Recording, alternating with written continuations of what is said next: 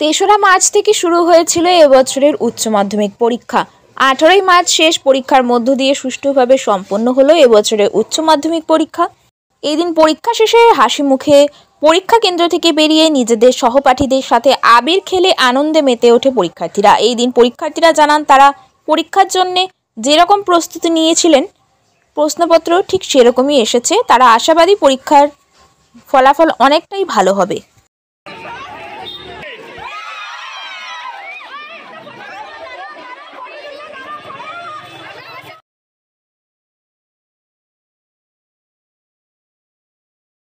এবার কলেজে এই যে বান্ধবীদের সাথে খারাপ লাগে, মনটা তো খারাপ হবেই, কিন্তু মানে স্কুলের স্মৃতিগুলো তো সবসময়ই থেকে যায়।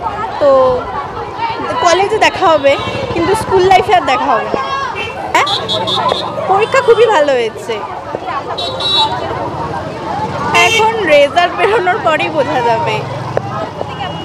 প্রস্তুতি ভালোই ছিল, রাত জেগে পড়তাম, মানে ভালোই ছিল। হ্যাঁ, বাংলা, সংস্কৃত আর এই যে আজকে হোম সায়েন্স। আর টিচিং প্রফেশন আর পড়াশোনা এগিয়ে যাওয়ার ইচ্ছা আছে, তারপর সোশ্যাল ওয়ার্ক করার ইচ্ছা আছে।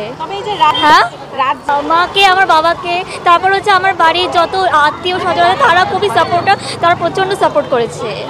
না, আমার খুবই খারাপ লাগছে, যাদের সাথে এতদিন পড়লাম তাদেরকে আর দেখতে পাবো না, বা সবাই আলাদা আলাদা জায়গায় চলে যাবে, সো খুবই খারাপ।